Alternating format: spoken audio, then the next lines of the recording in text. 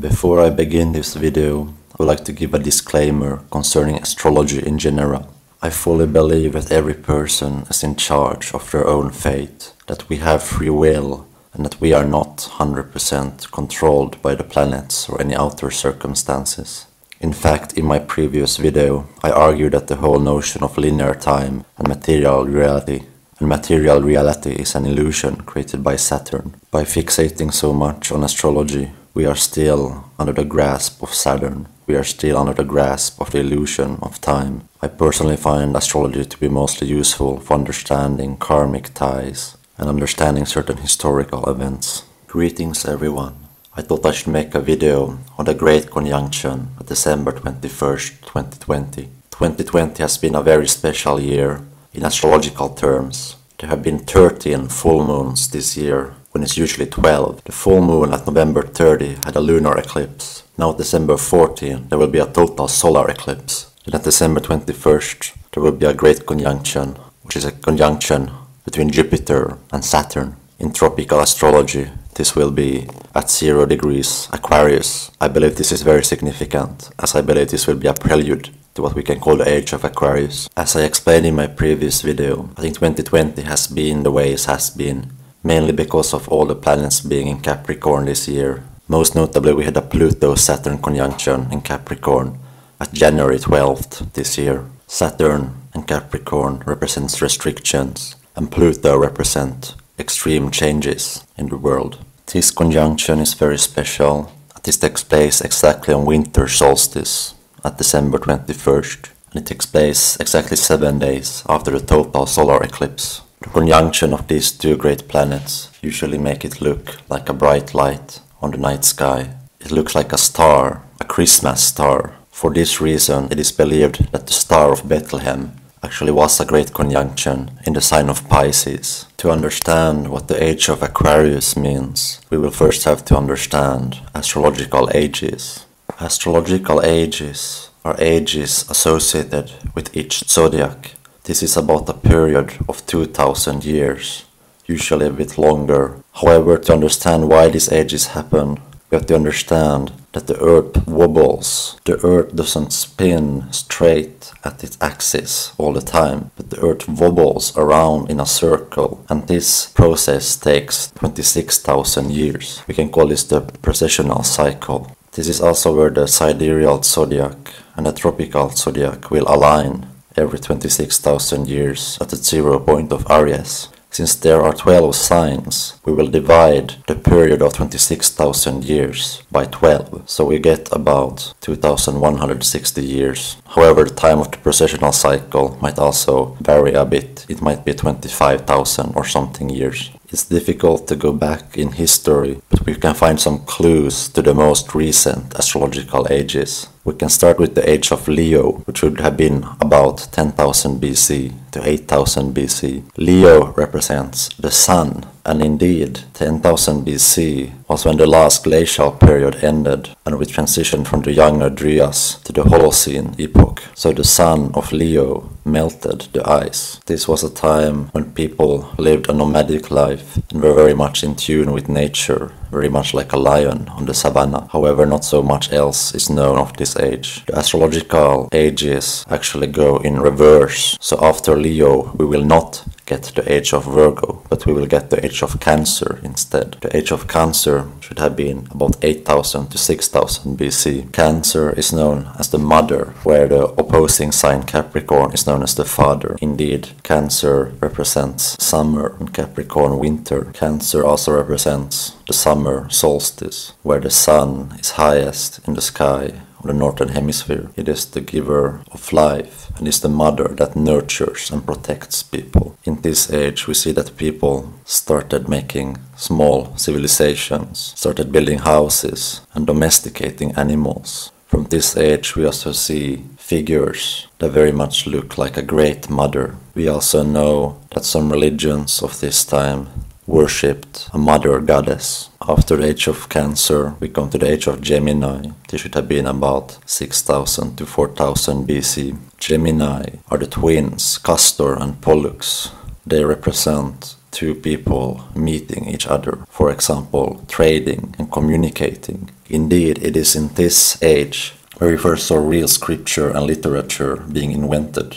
Gemini is also an air sign, which is more intellectual in nature. It was in this age that we saw inventions such as the wheel. Most importantly, Gemini is associated with communication, and we saw a lot of civilizations trading and communicating with each other during this time. It was also during the age of Gemini where we saw the biblical story of the Garden of Eden being created. This is very much a story of duality, good versus evil, man and woman. We can see the zodiacs as the process of individuation of the divine consciousness. Aries is the individual impulse. This then takes formation in Taurus, and then duality in Gemini, emotional depth in Cancer, and so on. After the age of Gemini, we come to the age of Taurus, about 4000 to 2000 BC. Taurus is the bull, the divine bull of heaven. However, Taurus is an earth sign and represents agriculture. Indeed, the bull is used for agricultural work. This was when the agricultural revolution started to take place all over the world for real. We see a lot of worship of bull figures during this time. The bull was both a sacred animal in Egypt and in India during this time. This was also when the pyramids in Egypt were constructed. As written myths were more widespread in this age, we have some interesting historical evidence for the end of the age of Taurus. For example, in the Epic of Gilgamesh, the hero of the story slays the bull of heaven. This was written in 2000 BC, where the age of Taurus ends. So we see a symbolical representation of the end of this age. I also believe we see this in the Bible, when Moses descends from the mountain with the 10 Commandments. Some of Moses' followers were worshipping a golden bull. This was considered a pagan god, and he instructed that these people should be killed.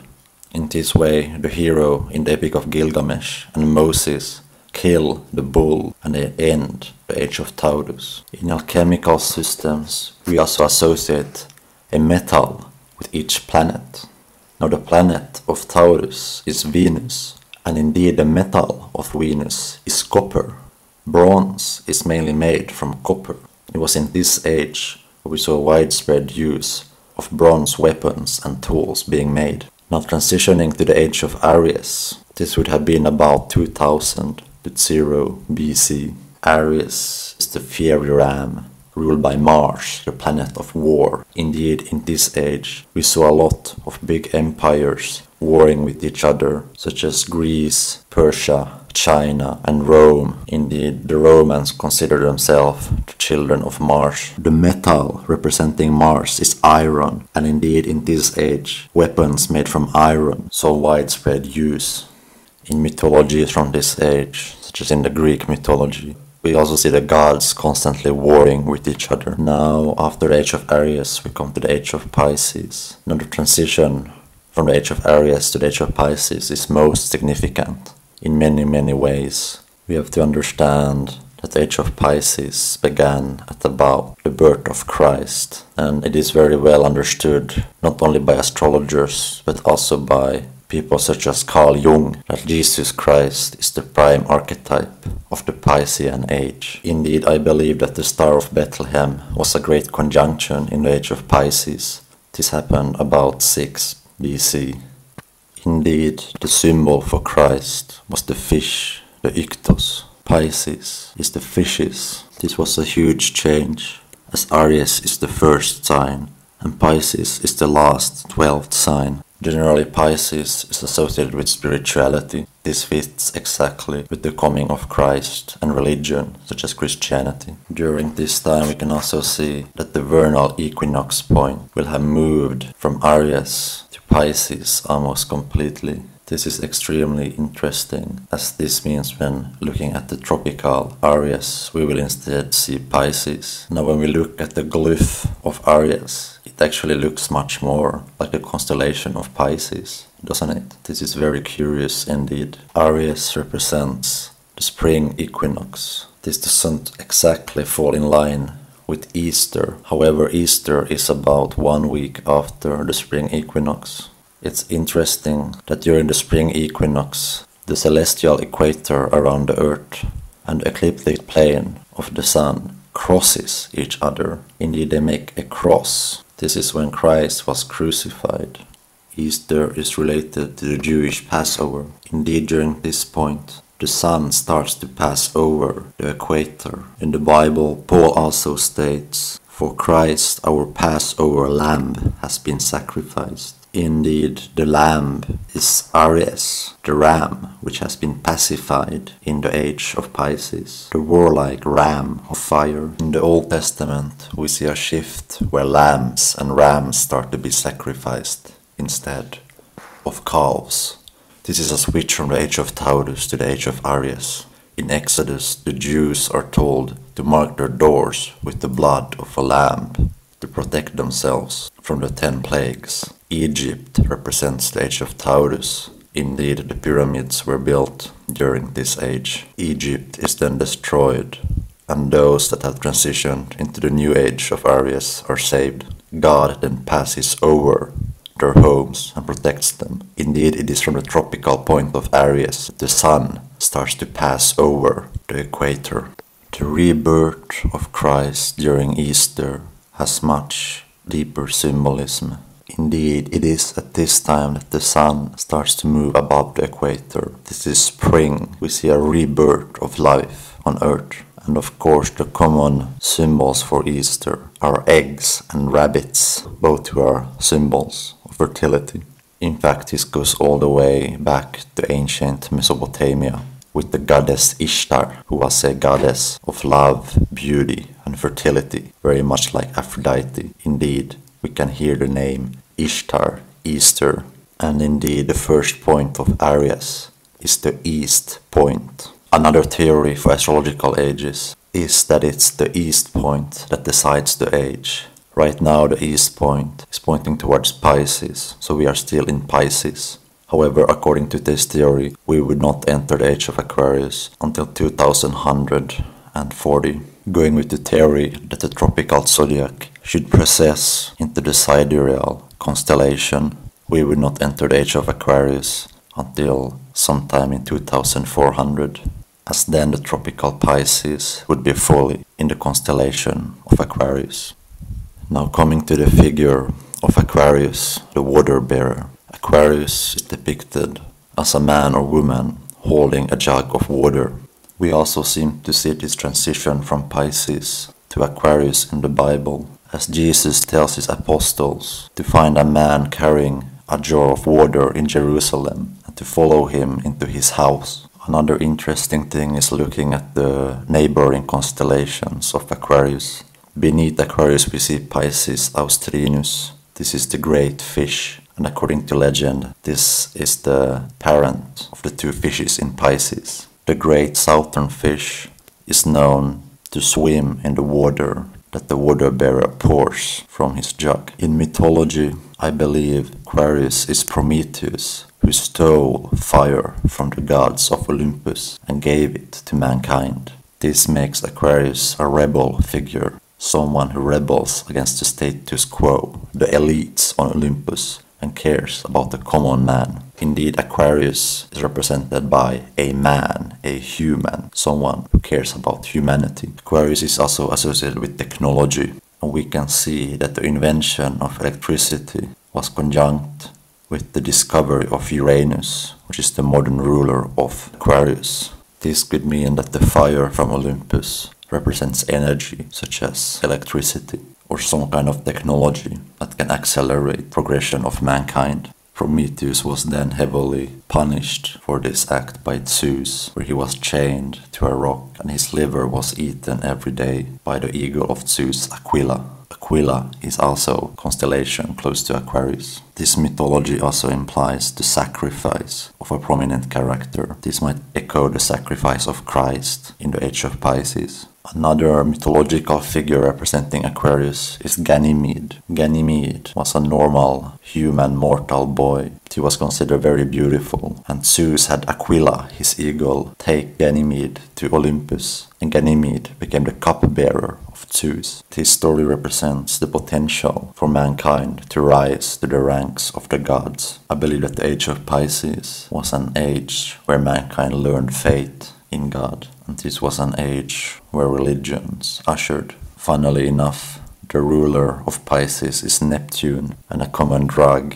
associated with Neptune is opium. I then believe that in the Age of Aquarius, it's not about mankind being under the rule of God, but a more existentialist progression where mankind is in charge of its own fate. Every man can become a god on his own. However, we still need to have this unwavering faith inside of us from the Age of Pisces. Aquarius is an air sign which represents the mind. It's not about having blind faith in God anymore, but about using our minds to transform ourselves into our own gods, and of course to use technology to achieve this. The water generally represents emotions. As such, Aquarius holds his emotions in a cup. He separates himself and his work from his emotions. This is very typical of our modern technological age, as the use of technology requires a separation from emotions, a sort of cold mind. And indeed Aquarius, and indeed those born in the sign of Aquarius, are born during one of the coldest months of the year.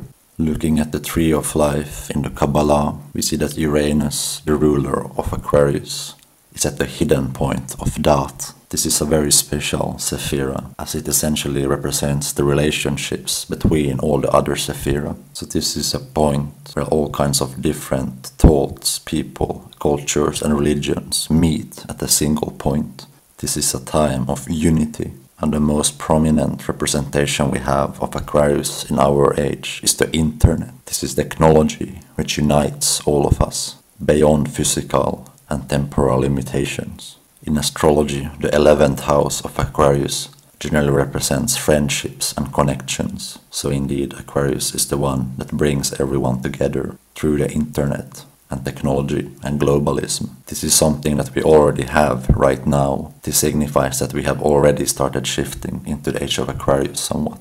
Many astrologers also see the hippie movement in the 60s and 70s as a very Aquarian paradigm.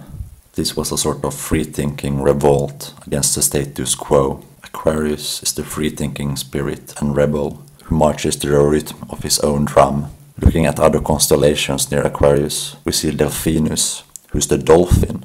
Indeed, this is a very free-spirited animal who lives in the sea. We also see Pegasus, the winged horse or the unicorn. This is another animal which can move freely in the sky, in the air element.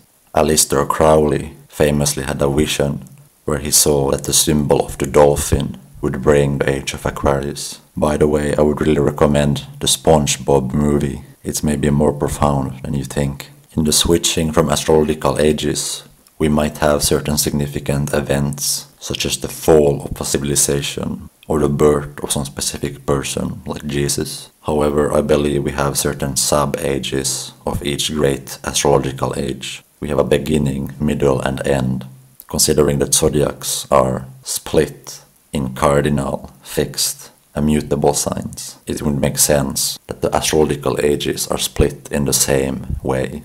So when the east point moves fully into Aquarius in 100 years, that's maybe the peak of the age, rather than the beginning. We are actually seeing the beginning right now. Some people are speculating that this age will begin as soon as the 21st of December 2020, at the Great Conjunction when Saturn and Jupiter is in the sign of Aquarius. I certainly think this will be a prelude to the age, but not the full start of the age.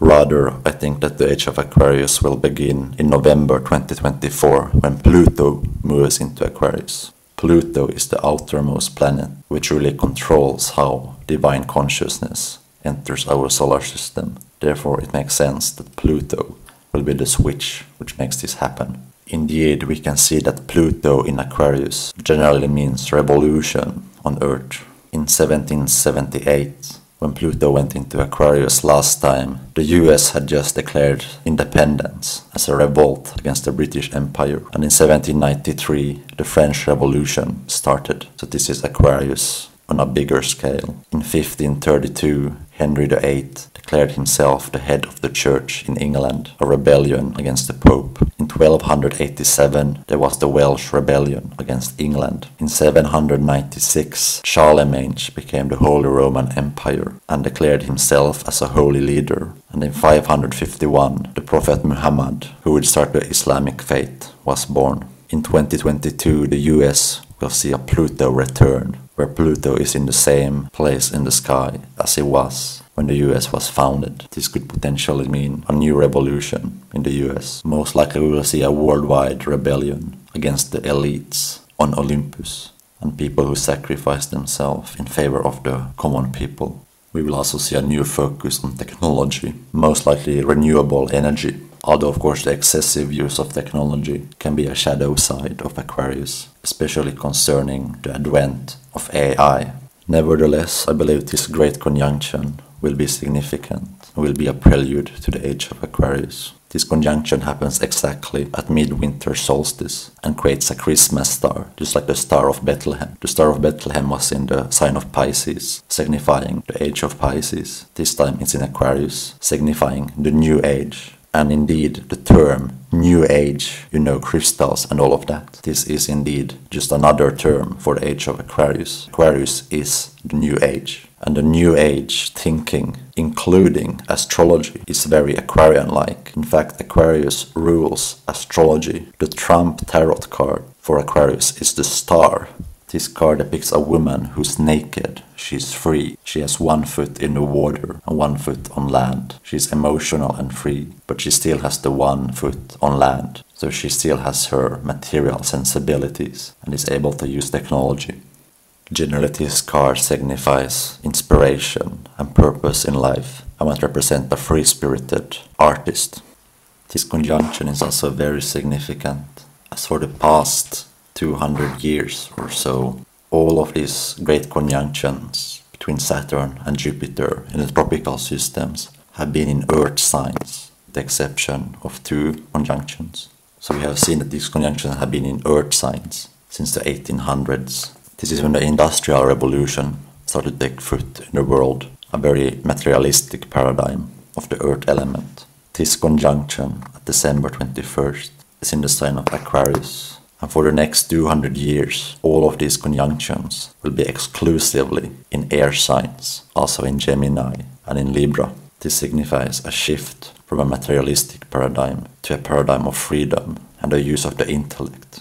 In more esoteric and Kabbalistic terms, we see that the air element represents the formative and mental plane of existence. This also represents our energy body. Indeed, many New Age practices focus on unlocking and using the energy body. This includes the understanding that we are made from energy and vibrations, and that everything in the universe is. This could mean that we see a sort of lifting of the veil of material reality to the energy reality.